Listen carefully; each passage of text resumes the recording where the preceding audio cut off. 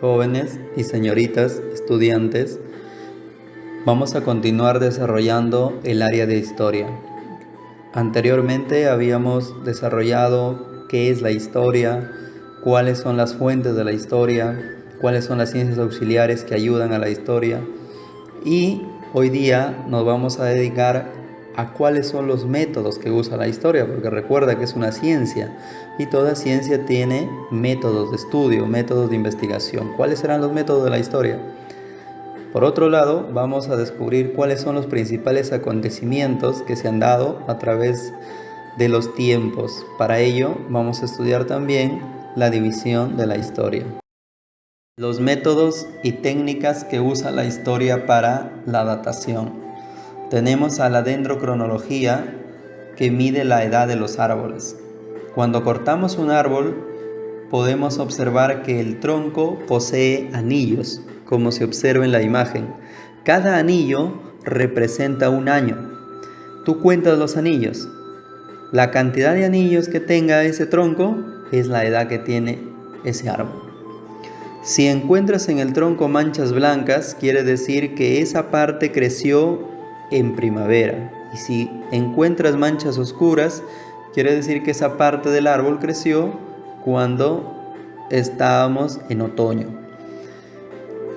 También tenemos el carbono 14, que mide los materiales orgánicos.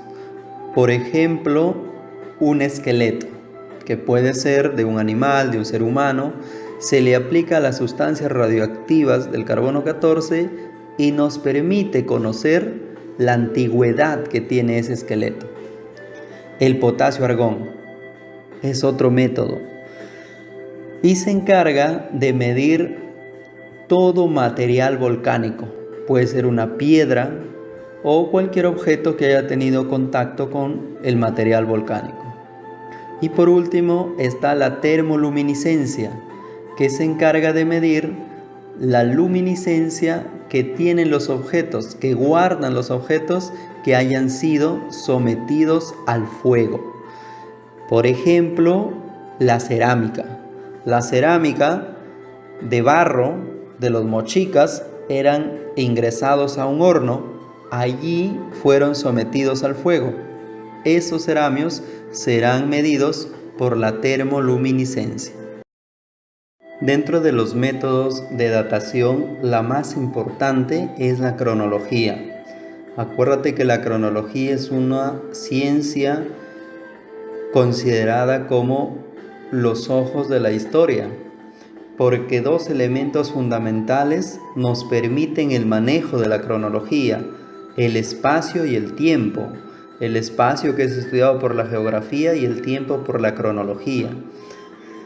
La cronología también contempla la utilización de un punto base, un hecho ciertamente notable a partir del cual pueden ordenarse los diversos acontecimientos acaecidos en el tiempo.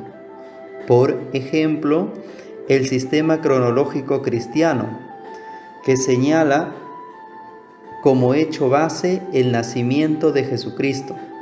Los años y siglos anteriores se acompañan con el término AC, antes de Cristo, y se consignan en forma descendente, en tanto que los posteriores al nacimiento de Cristo se identifican con el término DC, después de Cristo, y se consideran de forma ascendente.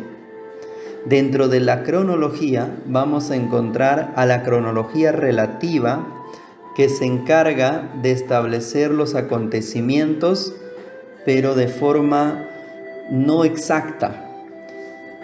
Podríamos determinar que un hecho es anterior a otro o después de otro. Por ejemplo, la independencia del Perú se dio después de la independencia de Norteamérica. No estamos siendo exactos, solamente estamos dando dos acontecimientos, uno detrás de otro.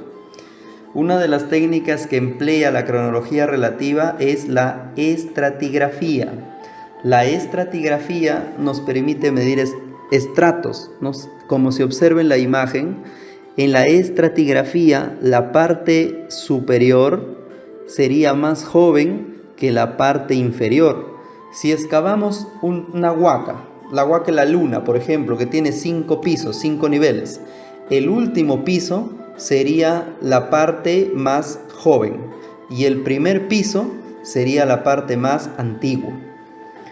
Por otro lado está la cronología absoluta, que nos permite establecer fechas, acontecimientos con más exactitud.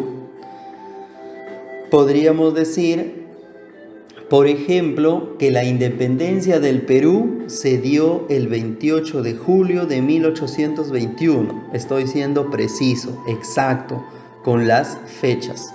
Entonces, la cronología relativa solamente compara los acontecimientos y no es exacto, y la cronología absoluta nos brinda fechas exactas. Vamos a estudiar la división de la historia. Para entenderla y comprenderlo un poco mejor, vamos a iniciar determinando qué etapa geológica estaba atravesando nuestro planeta. La última, que se llama etapa cuaternaria. Muy bien. Y la etapa cuaternaria va a tener 2 periodos, el Pleistoceno y el Holoceno. El Pleistoceno es el periodo donde se van a dar las grandes glaciaciones. ¿Cuántas glaciaciones? 4, muy bien. Y el Holoceno es ya el periodo en el cual vivimos actualmente.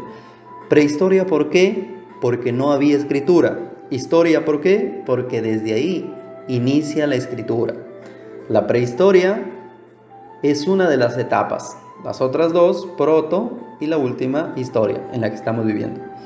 La prehistoria se le conoce como la aurora de la humanidad. ¿Por qué? Porque se va a dar inicio, es el amanecer del hombre, es el inicio del hombre. Por eso se le conoce como la aurora de la humanidad. Es la etapa más larga de la humanidad, obviamente. Inicia aproximadamente hace 20 millones de años. La historia lleva desde el 3500 a.C., cuando se inventa la escritura, hasta el año 2020, que estamos viviendo actualmente, suma, y te das cuenta que la prehistoria, pues, 20.000 años antes de Cristo, imagínate. Y se va a dividir en 2 grandes edades. La edad de piedra, con sus periodos, el paleolítico, el mesolítico y el neolítico, y la edad de los metales, con sus periodos de cobre, bronce y el hierro. La protohistoria ya habíamos mencionado que solamente es el paso de la pre a la historia. Padre de la prehistoria, Boucher de Perthes. Y padre de la historia, Heródoto. La historia inicia con la invención de la escritura. Y en la Edad Antigua se dan las grandes culturas de Oriente.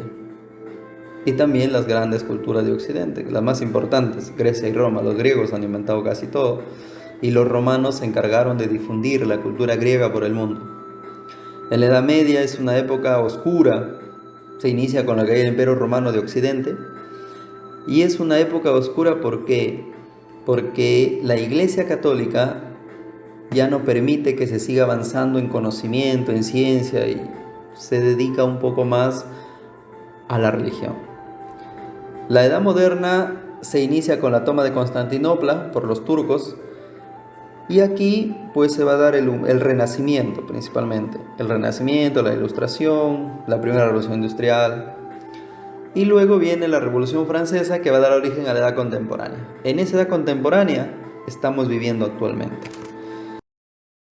Ahora estudiaremos la división de la historia de una manera más detallada. Empecemos con la prehistoria. La prehistoria tiene 2 grandes edades, la edad de piedra y la edad de los metales. La edad de piedra inicia hace 20 millones de años aproximadamente y termina entre el 8000 y 5000 años antes de Cristo para dar origen a la edad de los metales. La edad de los metales va desde esa época hasta el año 3500, cuando se inventa la escritura. De allí en adelante podemos hablar de historia. Ubiquémonos aquí, en la prehistoria. La edad de piedra tiene 3 periodos: el paleolítico, el mesolítico y el neolítico. Paleolítico significa paleo, antiguo, y lítico, piedra antigua. El mesolítico es el paso, la mitad, el paso del paleolítico al neolítico. Y el neolítico es la nueva piedra. Empecemos en el paleolítico. ¿Cómo vive el hombre en el paleolítico? En el paleolítico el hombre vive en bandas. Su banda va de un lugar a otro. Consume todo lo que encuentre en un lugar y se va a otro lugar. Por eso en esta época se considera que el hombre es un depredador nómada. Se organiza en bandas y va de un lugar a otro depredando la naturaleza, tanto en su fauna como en su flora. En el paleolítico, el hombre entonces es recolector, es pescador, es cazador de animales megafáunicos. Acuérdate que aquí estamos en el Pleistoceno y existe la megafauna. Entonces el hombre aquí va a ser un cazador megafáunico. El esmilodonte, el gliptodonte, el calicotero son grandes animales que el hombre caza en esta época. Por eso se le llama cazador megafáunico. Y el paleolítico se va a dividir en 3 periodos. El paleolítico inferior, medio y superior. En el paleolítico inferior se da el origen del hombre, el periodo de hominización. Empezamos con los Australopithecus, que aún no son considerados hombres u homínidos, sino Australopithecus, que significa mono del sur. Austral viene de austral y Pithecus es mono del sur. Que vamos a encontrar uno de los principales restos es Lucy, el esqueleto. Y luego viene el género Homo. Desde aquí el homínido, el Homo habilis, que es considerado el primer ser humano y el primero en fabricar herramientas. La cultura de Guijarros es que el hombre utiliza su inteligencia por primera vez para fabricar sus propias herramientas. Al lado izquierdo de Paleolítico vemos 2 piedras. Esas piedras pertenecen a la cultura de Guijarros, porque el hombre empieza a tallar la piedra de una manera tosca para usarlo como armas u herramientas. Entonces, el primero en usar herramientas es el Homo habilis. Y son la plebe culture. ¿Por qué se le dice plebe culture? Porque en esta época, a través de guijarros, de piedras toscas, van a construir sus herramientas. Luego viene el Homo erectus. Y el Homo erectus va a usar el fuego. Al usar el fuego va a seguir evolucionando. Su cerebro, al comer la carne cocida, por ejemplo, va a aumentar de tamaño. Y va a construir, ya no solamente se va a quedar en armas toscas de piedra, sino también va a ser bifaces, que son hachas de piedra.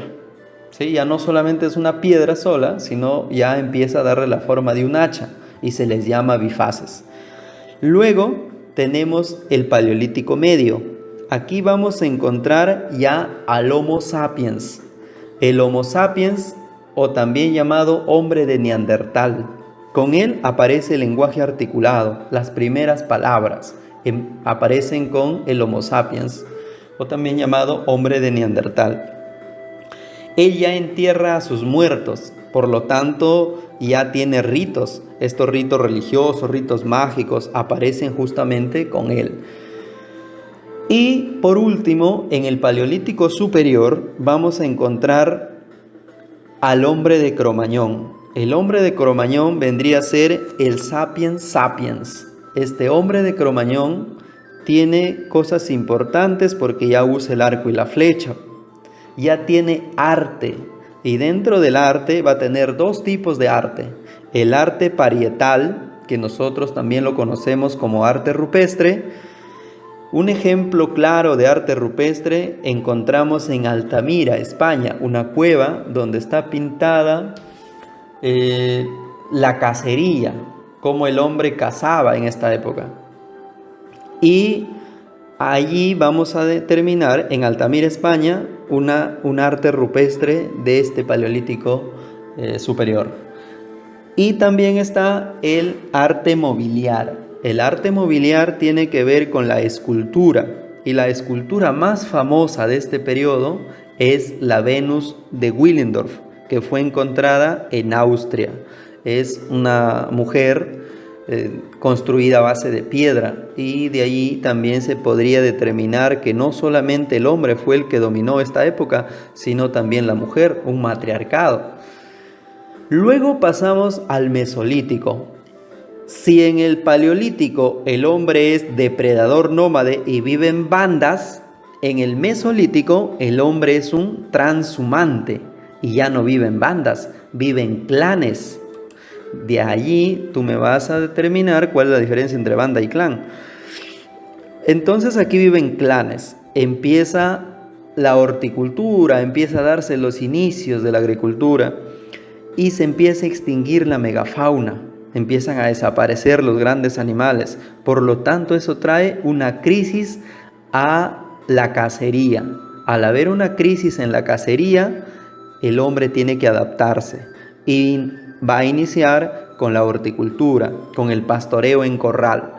Un claro ejemplo de esta época del Mesolítico es el centro de Natuf, que está en Palestina, que es un lugar donde vas a encontrar un corral de piedras, algunas pequeñas cuevas donde el hombre del Mesolítico vivió en esa época, en Natuf.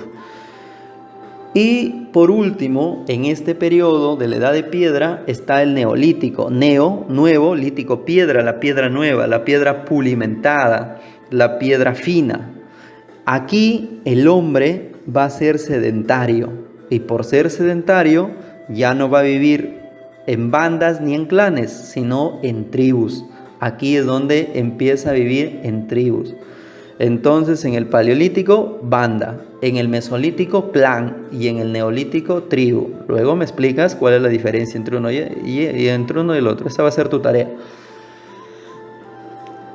¿Qué podemos decir del Neolítico? Que se da la revolución neolítica. ¿Qué es la revolución neolítica? Que el hombre se vuelve sedentario, que el hombre se vuelve ganadero, que el hombre se vuelve agricultor, que se va a organizar en clanes, que le da culto a sus muertos. Acuérdate que ya inician enterrando a sus muertos con el hombre de Neandertal. Entonces ya aquí hay culto a los muertos. Y lo más importante que va a haber es el arte megalítico. ¿Qué es el arte megalítico? Lítico, piedra, mega, gigante, grande, ¿no? Entonces el arte megalítico es la escultura en piedra gigante. Y hay tres tipos de artes megalíticos: el menhir, el dolmen y el cromlech, que en estas pequeñas imágenes se pueden determinar. El menhir es una piedra alargada colocada de forma vertical, es una sola, está hundida, enterrada en el suelo para que no se caiga, y se podría decir que esa es la primera forma de adoración, de culto al sol. Es un templo de adoración, si quieres. Luego está el dolmen. El dolmen es una gran mesa de piedra. Vamos a poner varios menhirs y encima una piedra gigante, una mesa de piedra. Por lo general era usado como tumbas, mesa grande de piedra, el dolmen. Y en la parte inferior vamos a encontrar el cromlech. El cromlech es un conjunto de menhires que cierran un espacio de terreno de forma circular. Vamos a plantar menhires de forma circular y dentro de ello hay un cromlech. Por lo general se dice que era un observatorio. Entonces el menhir, para rendir culto, el dolmen es una tumba, es una mesa de piedra, y el cromlech es un observatorio, un conjunto de menhires distribuidos de manera circular. Ahora vamos a ver la edad de los metales. La edad de los metales inicia con la edad de cobre. El cobre es el primer metal descubierto por el ser humano. Y aquí no se deja de lado la piedra, sino se va a usar de manera simultánea la piedra y el metal. Se va a inventar la rueda y se va a dar inicio a la metalurgia. Gracias al inicio de la metalurgia se puede afirmar que llega la edad de bronce, porque va a haber aleaciones. ¿Aleaciones de qué? de cobre y estaño para poder determinar el bronce. Se inician las primeras civilizaciones como Mesopotamia y Egipto, y se va a dar el inicio a la escritura. La escritura cuneiforme pertenece a Mesopotamia, la escritura jeroglífica pertenece a Egipto. Este inicio de las civilizaciones antiguas orientales se le conoce como el creciente fértil, porque estas civilizaciones empiezan a tener cerámica, arqueología, empiezan a tener escultura, entonces agricultura, y empiezan a desarrollarse, empiezan a tener una forma de gobierno, por lo que se le va a denominar creciente fértil. No son las únicas culturas, luego aparecen las demás, la India, Persia y todas las demás que ya las vamos a ver. Y luego viene la Edad de Hierro. La Edad de Hierro, ya pues el hombre utiliza el hierro para tener mejores armas, mejores herramientas.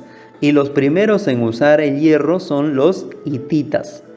Los hititas es un pueblo de Anatolia. ¿Dónde está Anatolia? Anatolia se encuentra en Turquía. Ellos van a usar también los carros jalados o tirados por caballos, los hititas. Y van a conquistar a los babilonios, a los sirios, y se van a enfrentar a los egipcios. Sin embargo, con los egipcios no pudieron. También va a aparecer el alfabeto, se va a usar la moneda y aparece el esclavismo.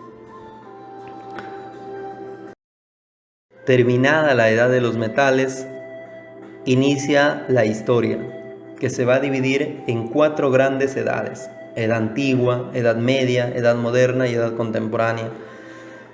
¿Y con qué hecho o acontecimiento da origen la historia? Acuérdate que esta es una división hecha por Cristóbal Keller y que es eurocentrista, porque los principales acontecimientos surgen en Europa. El primer hecho que va a dar origen a la primera edad es la invención de la escritura, una escritura cuneiforme. ¿Por qué se le llama escritura cuneiforme? Porque tiene forma de cuña.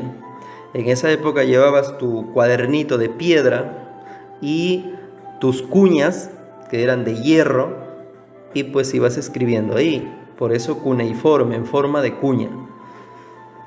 Otro de los acontecimientos importantes que se da en la Edad Antigua es el nacimiento de Jesús en el año 0, acuérdate, en el año 0. Pero antes del año 0 se dan origen a las grandes civilizaciones orientales como Mesopotamia, como Egipto, la India, China, Persia, Fenicia. Todas esas culturas orientales van a encontrarse en la Edad Antigua.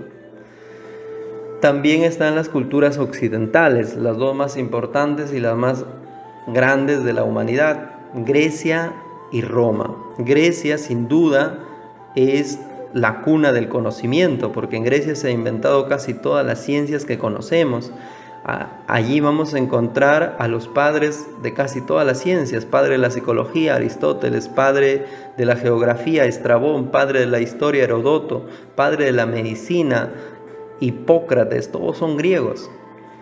En su arquitectura, por ejemplo, el Partenón, que es uno de los monumentos más importantes de la humanidad. Y sus dioses, todos los dioses griegos. ¿Quién no lo conoce? ¿Quién no ha escuchado de la mitología griega? Pues prácticamente abarcaron todas las ramas del conocimiento. Y la importancia de Roma es que Roma va a difundir esa cultura griega por el mundo. Roma, que va a tener un amplísimo territorio, pues va a gobernar o va a ser dueño de 3 continentes: Europa, Asia y África. Por lo tanto, teniendo esa gran extensión territorial, difunde el conocimiento griego, porque cuando Roma conquista Grecia, no es que la destruye, sino toma lo más importante de Grecia y lo adopta para sí. Y pues esos conocimientos van a lograr desarrollarse por todo el mundo. La Edad Antigua llega a su fin en el año 476, con la caída del Imperio Romano de Occidente. Ciro, ¿no? Caída del Imperio Romano de Occidente. Aquí, para ser exactos, fue un 4 de septiembre del año 476, cuando el rey Érulo Odoacro derrotó al último emperador romano, llamado Rómulo Augusto. Al caer Rómulo Augusto, los érulos ingresan a Roma y de allí en adelante se va a conocer como la Edad Media. La Edad Media se caracteriza principalmente por el cristianismo, por el poder que logra la Iglesia Católica en esta etapa. Y también va a darse un teocentrismo, todo va a girar en torno a Dios. Por eso esta edad se le conoce como la Edad de Oro de la Iglesia. Y la Iglesia Católica a partir de ello va a dar inicio, por ejemplo, a las cruzadas que son la Guerra Santa. Y se les llama cruzadas porque los que iban a luchar estas guerras llevaban un uniforme con una cruz, por eso y se les consideraba los cruzados. Y pues toda la expedición, la cruzada, ¿no? La cruzada para recuperar Tierra Santa, decían, porque Jesús había nacido en Palestina por el pueblo hebreo, entonces debemos recuperar esas tierras, nos pertenecen porque nosotros somos los vicarios de Dios. Acuérdate que el gobierno del Papa se encuentra en Italia, en Roma, en el Vaticano. También en esta época se va a dar el feudalismo, que es un sistema económico, político, social y cultural incluso, donde el señor feudal es el que gobierna. ¿Y quién es el señor feudal? Es el dueño de las tierras. En esta época existían los grandes castillos en Europa. Y el señor feudal, mientras más tierras tiene, más rico es. Ahí sus vasallos trabajan, cultivan la tierra y todas las ganancias va a ser para el señor feudal. También se va a dar el imperio bizantino, el imperio carolingio de Carlomagno, que es uno de los grandes gobernantes de la Edad Media, el imperio bizantino, que luego va a terminar con la toma de Constantinopla. Y también van a surgir los árabes con él. Y los árabes pues son aquellos que llevan la religión del Islam. Entonces aquí empiezan las primeras guerras, ¿no? Religiosas entre el cristianismo y el islamismo. El cristianismo, quien tiene como profeta a Jesús, y el islamismo, que tiene como profeta a Mahoma. Ya empiezan a surgir esas pequeñas rivalidades, o grandes rivalidades que hasta la actualidad se siguen dando. El cristianismo en la actualidad es la religión más importante de la humanidad, y luego le sigue el islamismo, que en unos años pienso que ya lo debería estar sobrepasando. ¿Cuándo termina la Edad Media? La Edad Media va a terminar en el año de 1453, cuando los turcos otomanos toman Constantinopla. Fue un 29 de mayo cuando el rey turco Mohamed II derrotó al último emperador bizantino, Constantino XI. Constantino XI fue derrotado por Mohamed II. El 28 de mayo llegan los turcos ya a Constantinopla. Ya venían desde el 7 de mayo aproximadamente ya asediando Constantinopla. Constantinopla, que anteriormente ese lugar era conocido como Troya. Ahí fue la guerra de Troya. Troya se convirtió en Constantinopla, la capital del Imperio Bizantino, y es tomada por los turcos otomanos. Y los turcos, que son de la rama islámica, van a destruir toda la cultura. No. Cuando el rey Mohamed o el sultán Mohamed, pues no es un rey, son sultanes por los islámicos, el sultán Mohamed llega, se enamora de la iglesia de Santa Sofía, que lo tienen ahí en imagen, y al enamorarse de la iglesia, porque ahí se guardaban muchos libros de la Edad Antigua, decide no destruir la ciudad, no destruir Constantinopla, y dice, pues de ahora en adelante páguenme un tributo para que vivan tranquilos. Y le va a poner de nombre Islambul, que significa ciudad del Islam. Hoy en día ese lugar se llama Estambul y está en Turquía. Entonces, Constantinopla en la Edad Antigua se llamaba Troya. Luego, en la Edad Media, pasó a llamarse Constantinopla y en la Edad Moderna se va a llamar Islambul. En la actualidad se llama Estambul, está en Turquía. ¿Cuáles son los principales acontecimientos de la Edad Moderna? Se van a formar los nuevos estados modernos, los estados de Francia, de España, de Italia, de Alemania, y con una tendencia a ser una monarquía absoluta. ¿Qué es una monarquía absoluta? Donde el emperador o el rey es quien concentra los tres poderes del Estado: el poder ejecutivo, el poder legislativo y el poder judicial. En esa época el rey era el que ordenaba y decía pues lo que se tenía que hacer y nadie podía contradecirlo. Por eso se dice una monarquía absoluta, el absolutismo. Se da la expansión europea con los viajes de descubrimiento. Colón llega a América en la Edad Moderna. Se da la reforma y la contrarreforma de la Iglesia Católica. También se va a dar la primera revolución industrial. Y luego esta edad termina con la Revolución Francesa. La Revolución Francesa se va a dar el 14 de julio de 1789, cuando se toma la Bastilla. ¿Qué es la Bastilla? Es una de las cárceles más importantes de Francia en esa época. El rey de Francia en esa época era Luis XVI y había tenido muchos que se oponían a su poder, a su gobierno, y entre ellos había uno especialmente que se llamaba Robespierre. Y Robespierre es encerrado en la Bastilla, pero Robespierre tenía muchos seguidores y son ellos quienes van a pedir que liberen a Robespierre, y como no hacen caso, ellos toman la Bastilla. ¿Cuándo toman la Bastilla? El 14 de julio de 1789, y se da origen a la edad contemporánea. Ese hecho, ese acontecimiento se llama la Revolución Francesa. ¿Y cuáles son los principales hechos de la edad contemporánea? Es la época en la que estamos viviendo actualmente. En esta época se da la segunda revolución industrial, se da el imperialismo, la Primera Guerra Mundial, la Segunda Guerra Mundial, la Guerra Fría, el terrorismo, la globalización, la tecnología. Nos volvemos una sociedad muy consumista. De esta manera llegamos al final. Recuerda que tienes una práctica la cual debes resolver. Gracias.